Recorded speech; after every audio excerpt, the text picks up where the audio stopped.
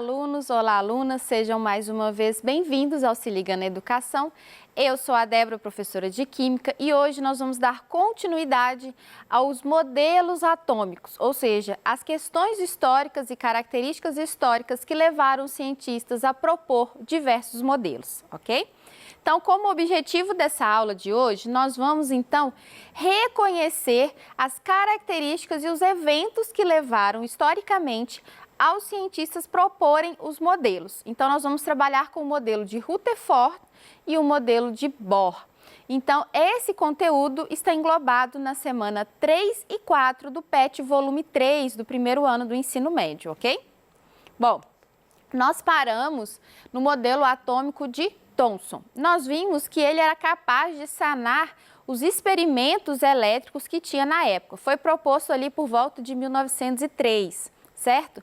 Só que o modelo atômico de Thomson, ele também tinha dificuldades, ou seja, ele também tinha problemas. E nós vamos começar a partir daí, ok? Então, vamos ler aqui. Então, o modelo atômico de Thomson, ele não explicava como os elétrons não sofriam repulsão entre o átomo. Imagine vocês que ali dentro tinha, dentro do átomo, né, então aquela esfera maciça com a carga positiva totalmente distribuída, né, ali na esfera, e ali havia incrustado então essa carga negativa. Como que um elétron não sofria repulsão dentro do próprio átomo? Então essa era uma explicação que Thomson não tinha. Outra questão que também foi levantada sobre o modelo atômico dele é que os elétrons teriam a capacidade de se deslocarem de forma acelerada, emitindo radiação eletromagnética em determinadas frequências. Então, já era observado naquela época, já haviam feito experimentos onde comprovavam que o elétron ele tinha, então, uma aceleração e que ele emitia, então, ondas eletromagnéticas. E pelo modelo atômico de Thomson, não era possível ver esse tipo de característica no átomo. Bom, então nós chegamos agora em 1909, onde Rutherford estava orientando dois outros estudantes, né, cientistas também, que faziam experimentos com feixe de partículas alfa, tentando prever as suas trajetórias. O que eram partículas alfa para aquela época? Então, partículas alfa, eu vou usar esse exemplo do átomo de hélio. Então, dentro do modelo de Thomson, nós temos então a esfera maciça com a carga positiva distribuída e dois elétrons, certo? Incrustados nele. Então, esse era o átomo de hélio, né, dentro das características do modelo de Thomson. Então, segundo esse modelo, uma partícula alfa, seria uma partícula sem esses elétrons. Ok? Então, eu tiro esses elétrons, o que sobra é minha parte positiva, eles chamavam isso de partícula alfa, ok? Hoje em dia, nós já temos uma ideia melhor do que seria a partícula alfa, mas nós só vamos falar disso no final, ok? Bom, então, qual que foi a base teórica para a formulação dessa teoria? Então, primeiro, eles consideraram a força coulombiana, ou seja, a força de atração e repulsão entre cargas elétricas. O que é essa força, o que essa interação diz? Que se eu tenho, então, cargas iguais, eu tenho que elas se repelem. Se eu tenho cargas diferentes, elas se atraem. E o que vai influenciar nessa força? Vai ser justamente a distância entre elas.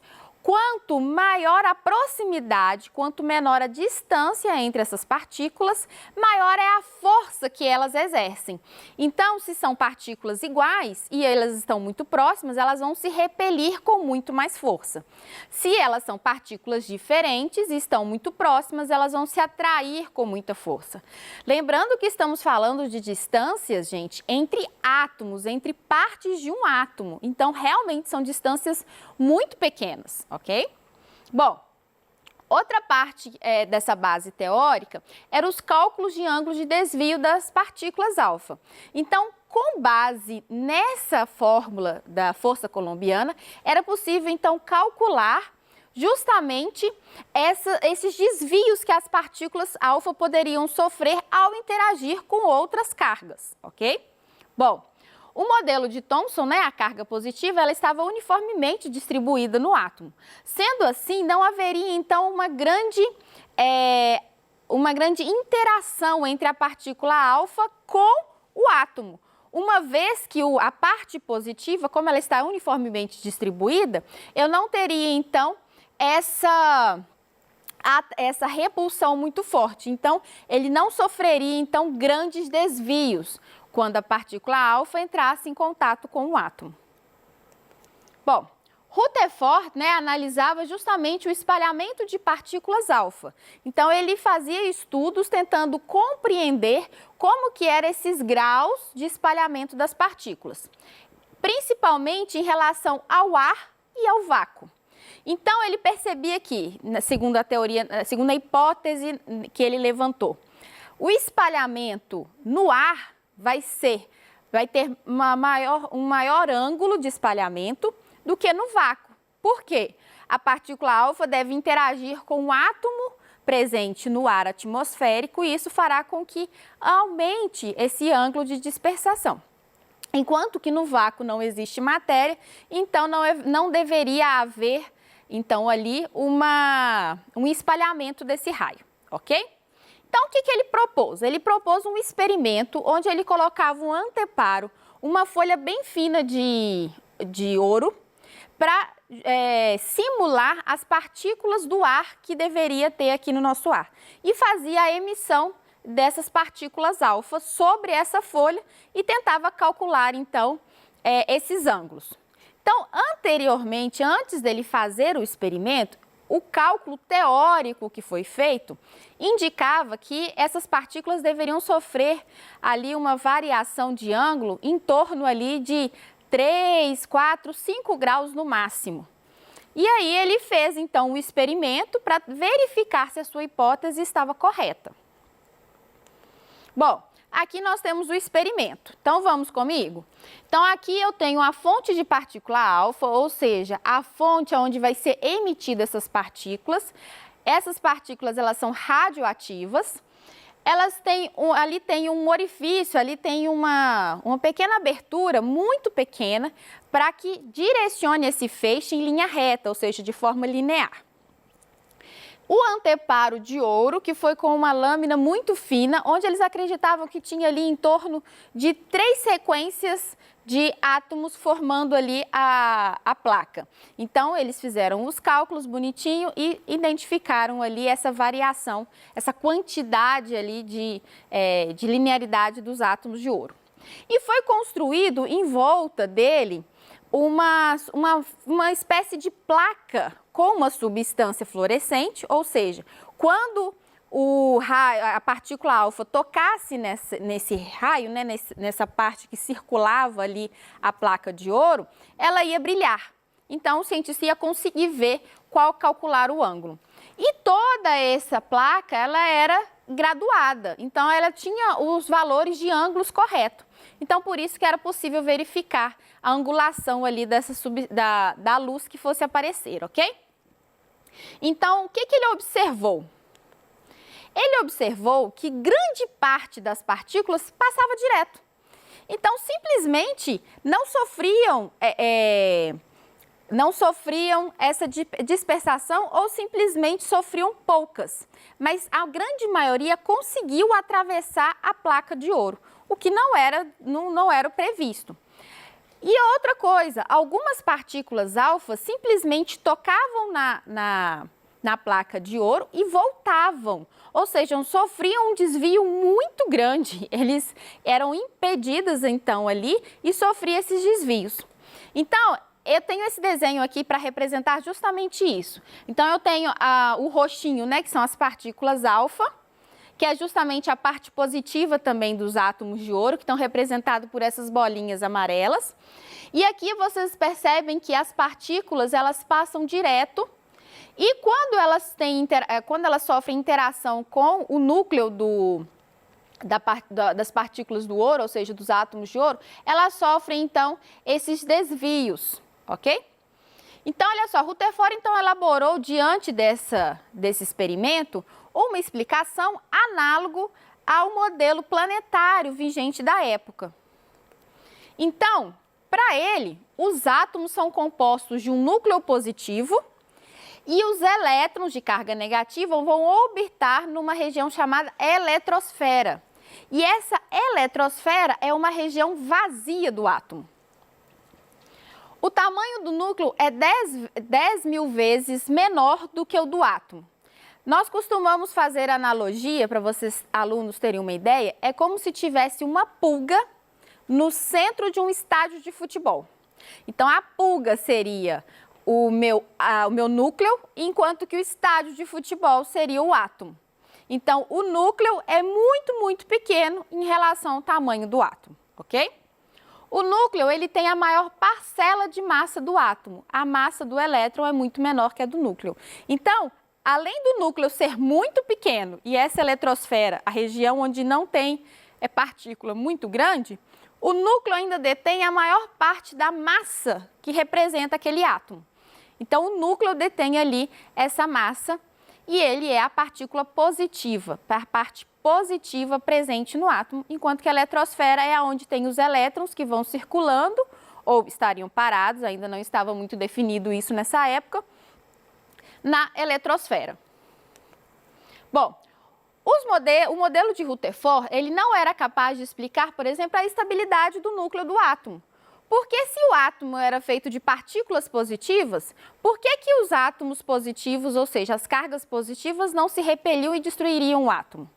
Bom, então o modelo de Rutherford não conseguia explicar esse fenômeno.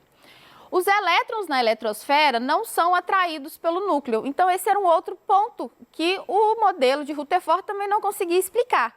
Porque se a distância entre o elétron e o núcleo é tão pequena, né, nós estamos falando de distâncias no modelo micro, né? Então, se essa escala é tão pequena, por que não existe, então, uma atração entre a carga negativa e positiva e também destrói o átomo?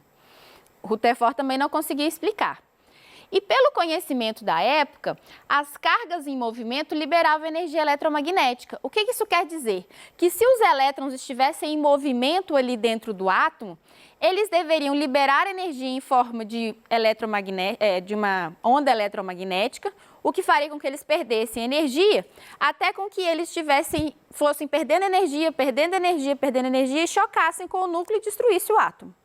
Se elas ficassem paradas na eletrosfera, os elétrons estivessem parados, ia acontecer então a atração entre o núcleo positivo com o elétron negativo e ia destruir o átomo do mesmo jeito. Então, o modelo de Rutherford, mesmo no momento que ele foi proposto, ele já foi proposto com sérios problemas para poder responder esses questionamentos. Bom, em 1932, James Chadwick estabeleceu a teoria da subpartícula do nêutron. Então, através de um experimento, ele conseguiu comprovar que, além da parte positiva presente no núcleo, existia uma terceira subpartícula chamada nêutron, que era de carga, que não tinha carga, que justamente fazia com que essas partículas positivas não sofressem repulsão dentro do núcleo, ok? Diante disso, galera, nós temos aqui o valor, então, da massa do meu átomo, sendo representado pela soma do número atômico mais o número de nêutrons, que é justamente o meu núcleo. Os números de elétrons, então, de uma partícula de um átomo neutro, é o número de elétrons, é exatamente o número de prótons. Então, o número de prótons sendo o número atômico, ambos seriam iguais ali, ok? E quando eu tenho íons, é quando eu tenho perca ou excesso de elétrons, ok? Então, os íons representam justamente essa perca ou excesso de elétrons. Eu vou pular essa atividade, vou dar então o modelo de Bohr e tendo tempo eu volto para fazer ela com vocês, ok? Se não tiver tempo, na semana de acolhimento a gente trabalha com ela. Bom, Niels Bohr, então, ele pega essa teoria que Rutherford elaborou e ele pensa em justificativas que pudessem explicar justamente o porquê que a estabilidade do átomo no modelo de Rutherford. Como Bohr não tinha condições naquele momento de fazer experimentos que comprovassem a sua teoria, ele colocou a sua teoria em forma de postulado, assim como Dalton. Posteriormente, outros cientistas conseguiram elaborar, então, experimentos que fossem capazes de reafirmar esse modelo que Bohr estabeleceu. Então, ele estabeleceu os seguintes postulados. Primeiro, os elétrons nos átomos movimentam-se ao redor do núcleo em trajetórias circulares chamadas de camadas ou níveis. Então, ele estabeleceu que os elétrons eles estão em movimento na eletrosfera e que cada elétron ele vai estabelecer ali esses níveis que eles vão chamar de camadas, ok? Bom, cada um desses níveis tem um valor determinado de energia. Então, cada nível representa uma quantificação energética, existe um valor energético. E esse valor, ele vai aumentando à medida que eu me aproximo do núcleo, ok? Então, se eu estou próximo do núcleo, eu vou aumentando, então, esse valor energético de cada uma desses níveis. Um elétron, ele não ocupa dois níveis ao mesmo tempo. Ele pode passar de um nível para o outro, o nível de menor energia para o de maior energia, absorvendo energia externa. Então, por algum motivo, ele absorve energia externa do ambiente, ele é excitado, passa por uma camada mais energética. Depois, o que vai acontecer com ele? Ele vai liberar essa energia extra e voltar para sua camada de origem. Então, o retorno do elétron se dá com a liberação de energia. Bom, aqui eu trouxe dois exemplos justamente para poder vocês entenderem isso. Então, eu tenho aqui a parte positiva, que é o núcleo, e o elétron que está representado de rosa. Quando ele sobe de nível, quando ele aumenta o nível, aqui ele está se afastando do núcleo, mas é só para a gente poder entender essa passagem. Então, quando ele está ali absorvendo energia, ele muda de uma camada para outra. Quando ele volta, quando ele libera essa energia em forma de ondas eletromagnéticas, ele justamente retorna para a sua camada de origem, ok? E isso faz com que essa liberação de energia. O que acontece, né? É justamente isso que acontece com os fogos de artifício, com as luzes de neon. Essa luz que é proporcionada ali é justamente esse movimento que o elétron faz de excitação e liberação de energia. E aí cada átomo vai fornecer uma cor, né? Ou seja, vai dentro do espectro, vai liberar uma determinada frequência que vai identificar então ali uma cor. Então é justamente essa explicação de Bohr é que justifica então esses fenômenos, ok? Vamos voltar naquele exercício, então, que eu deixei para trás? Naquele exercício, nós vamos trabalhar um pouquinho sobre massa, nêutron, elétron e íons, ok? Vamos fazer rapidamente aqui? Então, olha só, ele está falando que o átomo, ele tem 138, 56 e uma carga de mais 2. O que isso quer dizer, gente? Isso quer dizer que o maior número vai representar para mim a massa. O menor número, o número atômico. A massa é representada pela letra A e o número atômico representado pela letra Z. Aqui nós estamos falando de cargas, estamos falando de elétrons. E os nêutrons? Bom, pela fórmula nós vimos que a massa do átomo é igual ao número atômico mais o número de nêutrons, certo? Se eu sei que a massa é 138 e que o número atômico, né, ou seja, a parte de prótons ali é 56, eu consigo fazer o cálculo isolando o N. Aqui eu vou ter, o N vai ser igual a 138 menos 56. Isso daqui vai me dar 82. Então, 82 é o número de nêutrons. Ok? Qual que é a carga? Bom, o número atômico vai representar para mim tanto o número de prótons quanto o número de elétrons, desde que esse átomo estivesse neutro. Como ele tem um excesso de carga positiva, ou seja, ele tem duas cargas positivas sobrando, o que aconteceu? Ele perdeu 2 elétrons, certo? Então, se o número de prótons é 56, o número de elétrons vai ser 56 menos 2, que vai ser igual a 54. Então, se olharmos aqui nas respostas, nós vamos ter o número de prótons 56, o número de nêutrons 82 e o número de elétrons 54. Então, a resposta certa vai ser a letra B, ok?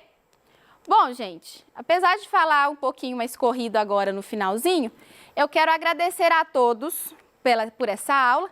Caso tenha ficado alguma dúvida, deixe aqui nossos canais de comunicação a sua dúvida e vamos tirar a sua dúvida no ao vivo, ok? No Tira Dúvidas, não se esqueçam. Então, se ficou alguma dúvida com relação a todo o conteúdo, não deixe de enviar a sua dúvida nos canais de atendimento aqui do Se Liga da Educação. No mais, eu quero agradecer por essa aula a todos vocês, um grande abraço virtual.